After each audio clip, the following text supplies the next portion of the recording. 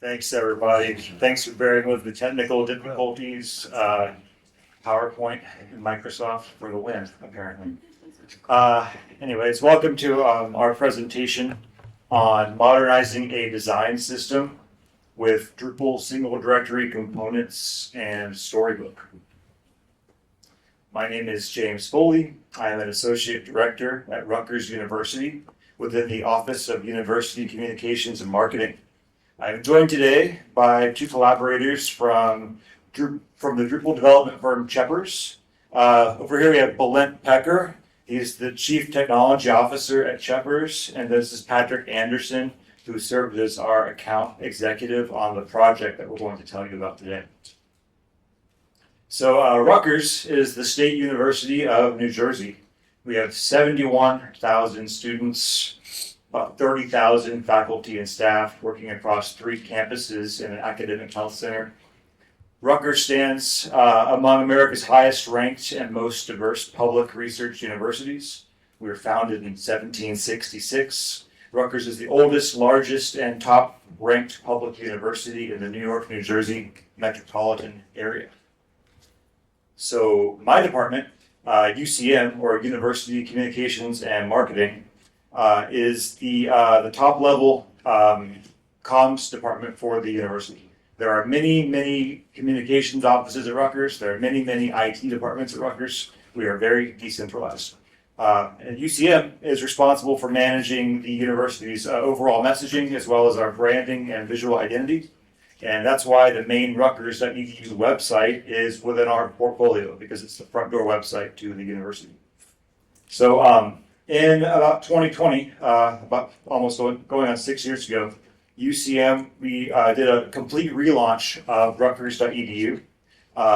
It was a shared web project. It was the rutgers.edu website, along with the New Brunswick website from our flagship campus, and the Office for Research website. So we all, the 3 departments running those 3 sites all sort of did a joint initiative to relaunch our websites using the same design framework and design template.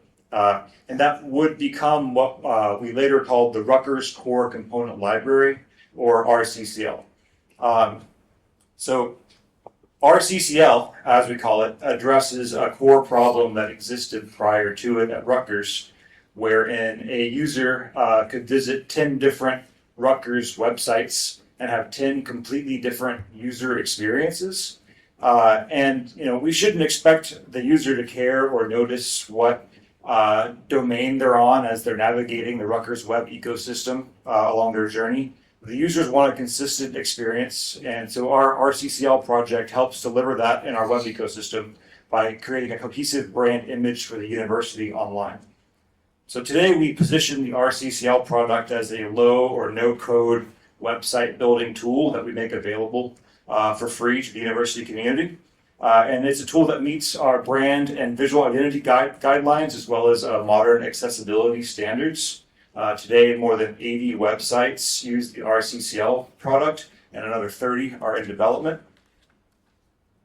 And so in this time, we've learned a lot since starting this project, including that Pattern Lab PHP, which was the design library that serves up the RCCL's atomic design files, was actually deprecated long before we even launched our product.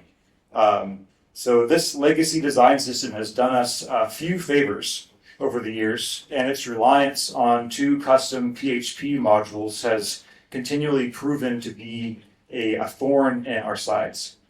We initially had envisioned the RCCL to be a platform that the community of RCCL users could contribute back to, but in reality that actually never happened. Since 2020, only 3 new components were added to the library, and those are added by my team. So that's not entirely to blame on Pattern Lab, but the complexity added by our reliance upon it did not help. So by 2025, we knew we needed to update the RCCL and move on from Pattern Lab. The RCCL developers had long found the way that Pattern Lab interacted with Drupal to be cumbersome. We were working through and around too many errors with the custom modules that Pattern Lab relied on, and adding new components to the system was not easy. The Pattern Lab situation was like a lingering injury. We could get on fine day to day, but we knew we weren't doing ourselves any favors by not dealing with it. And it posed numerous challenges to the team, along the lines of compatibility issues with Drupal core, having manual duplication of fixes in both Pattern Lab and in Drupal. It sort of blocked our adoption of best practices and it created an overly taxing environment. So the team knew we wanted to move away from Pattern Lab, but we left the door open on the solution. My team didn't have the bandwidth or the resources to tackle the problem in-house. And I should add as an aside that despite being widely used, our RCCL product is not a requirement to use at Rutgers, nor is it centrally funded. So it's just my office and the three of us that work there that are making this whole product come to life. So we sent out an RFQ to 8 vendors, and interestingly, every proposal we received back recommended that we move on to Storybook. But we were also attracted to this idea of Drupal single directory components, and since there was a lot of momentum in that direction within the Drupal community. And so in the end, the direction that we decided to go in was a solution that leveraged both Storybook and SDC. And my team was unfamiliar with both of those tools, but we saw the potential in marrying them as a solution. And so I'm going to pass the mic over to Pekker and Bálint to let them talk more about the technology. Thank you, James. Change the slide. Oh, yeah, got to change the slide.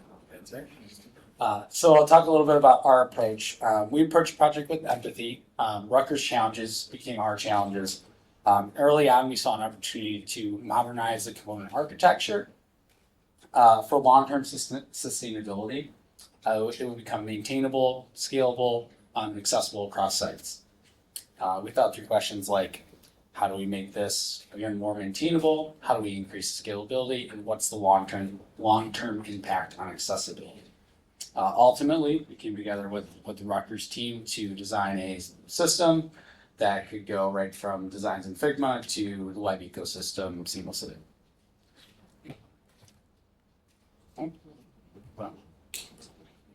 Now moving on to accessibility and performance. As you'll see in a couple slides, building new components, as James previously mentioned, was overly complex in the legacy system. It made it difficult to guarantee accessibility and consistency across sites. With SDC and Storybook, components are now centralized and reusable, allowing consistent standards. Storybook's isolated testing environment ensures compliance before deployment. So why Storybook? Well, Storybook is an interactive UI component environment where components are built, tested, and previewed in isolation. These components can be showcased to the general public, meaning that they can be delivered to internal stakeholders, other designers, developers, and it functions separately from the main application. For our use case, Storybook is reading from SDC, which bundles templates, scripts, styles, and config into one folder. So the benefit for Rutgers is that developers no longer have to worry about building landing pages. Editors can take on that task, which then frees up developers to focus on more important tasks. So it's just offloading that so that editors don't have to lean on that assistance.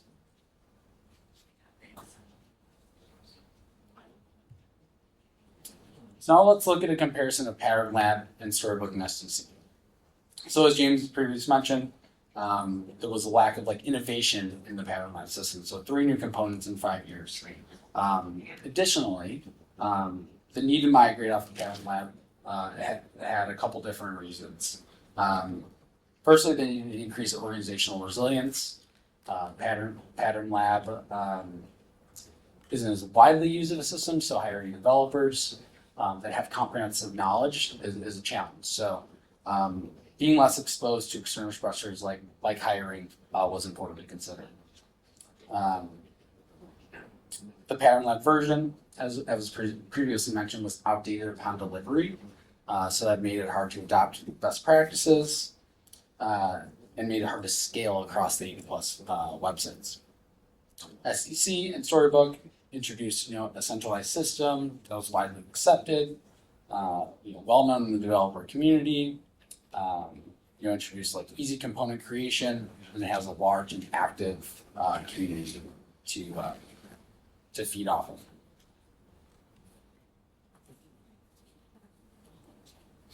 I think this. And I'll hand it over to Pekker.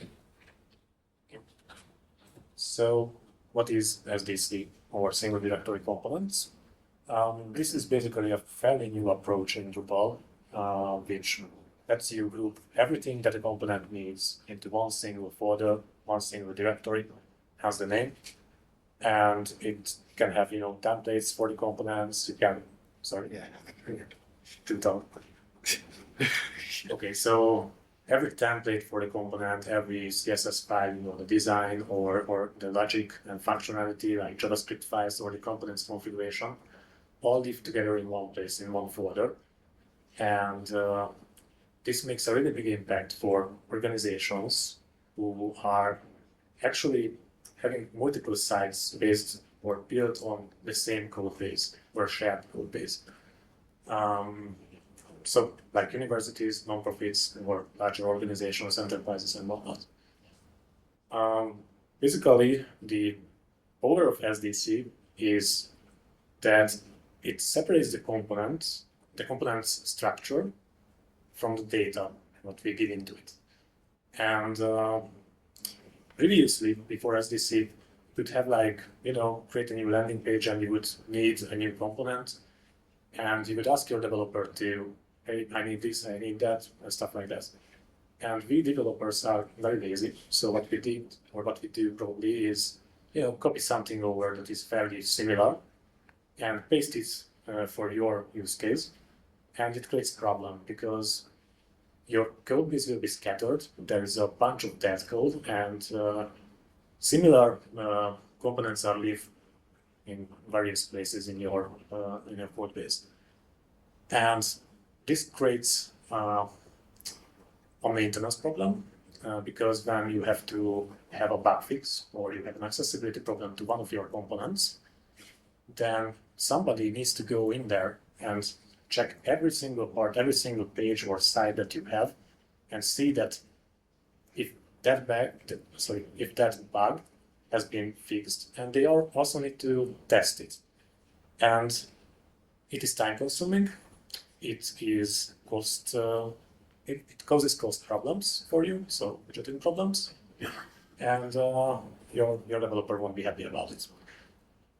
But this is the past, because with SDC you can have a more centralized way of doing things. So again, if you have a problem, then you can fix it in one place. And every single site that uses your components will benefit right away.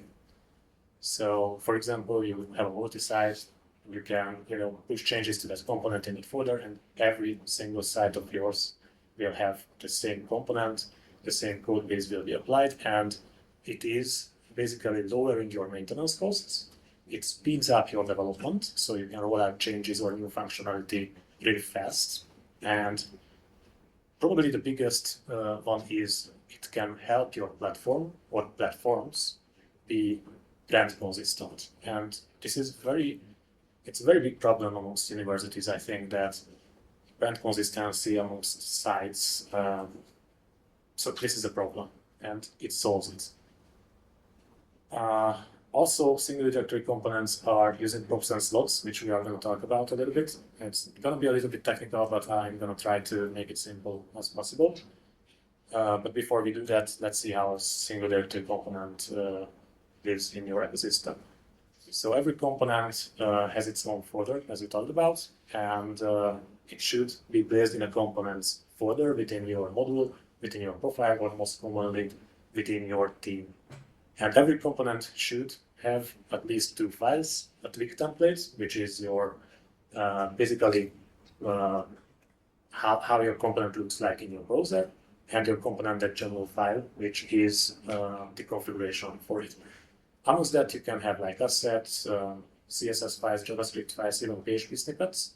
And for example, if you are not just using Drupal, but you are using WordPress or Joomla or some other CMS systems, you could have those in the same folder, and they won't really impact each other. So you can still have a more centralized way and a self-contained way to use your components, regardless of your CMS.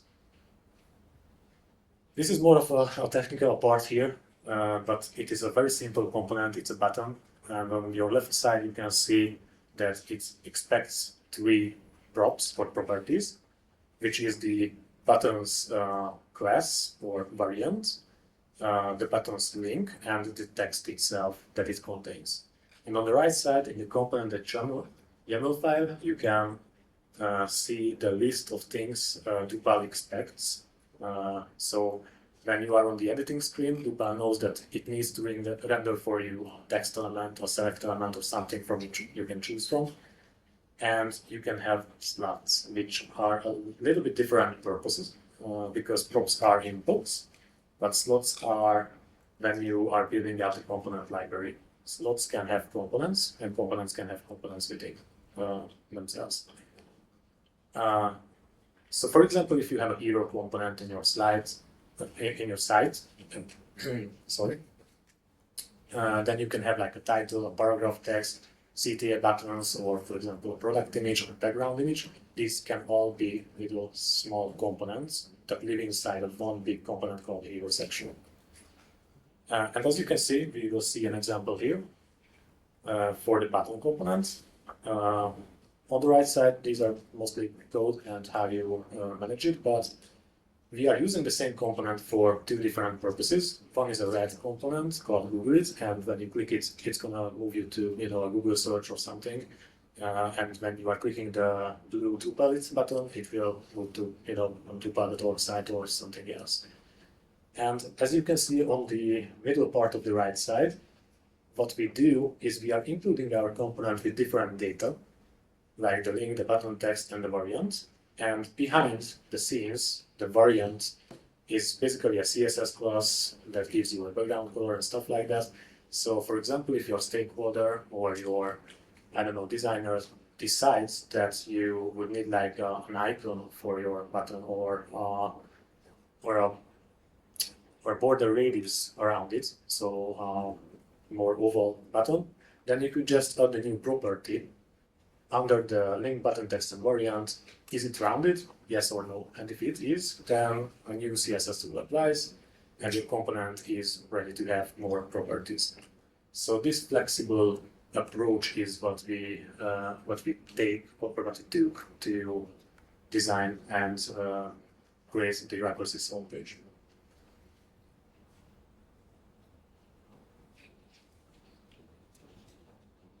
So our goals for redesigning the Rutgers.edu homepage were twofold.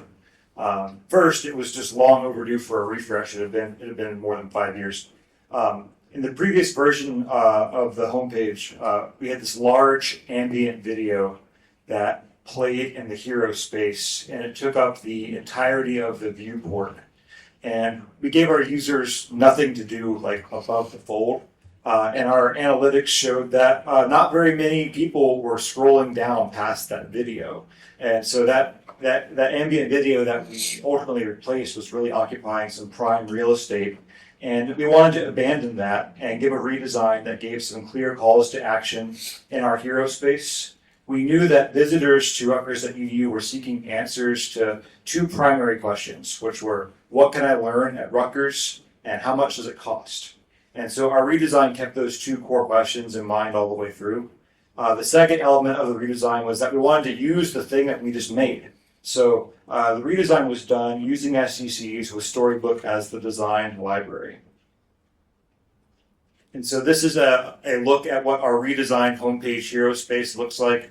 Gone is that full width ambient video. It's been replaced with a static image. And what we've been doing is rotating this in on a weekly basis. We pegged the image to an editorial calendar that takes into account what's going on at the university, what's going on culturally, seasonality, And so we change it once a week. We have this whole picture yourself Rutgers campaign that users can click through to. But then more importantly, we also have these two really in-your-face CTA buttons right there that address like what you can study at Rutgers. This exact same content was below the fold in the previous version of the website. And since we moved it up here above the fold, our engagement with this content is more or less tripled. So we have seen some good results with our homepage hero redesign.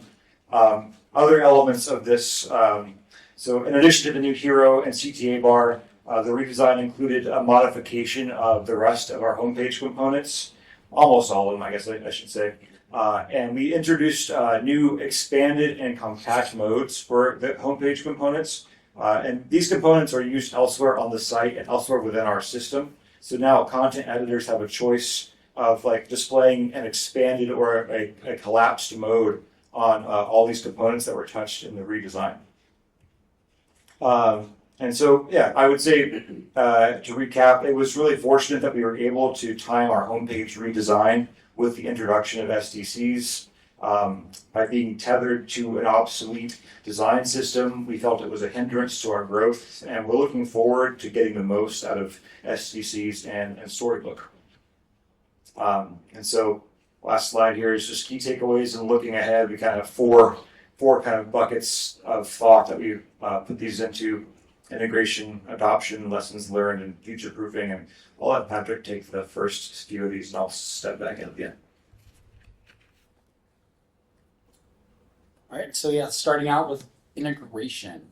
Updates go out across sites automatically. This improves the long-term sustainability of the system by reducing the maintenance burden on James's team. And then seamless integration with Rutgers custom Pantheon upstream. As we talked about, SDC consolidates templates, style scripts, and configured into one single folder. This reduces the overhead and improves load times. Altogether, the system makes it more efficient to push these components upstream. And then moving on to adoption, we're really excited about enabling other universities to do this with agility. We learned from these challenges and obstacles we faced in this project, and we're just excited to pass along those learnings. And then lastly in adoption, the Rutgers user group now able to easily contribute back to the RCCL project.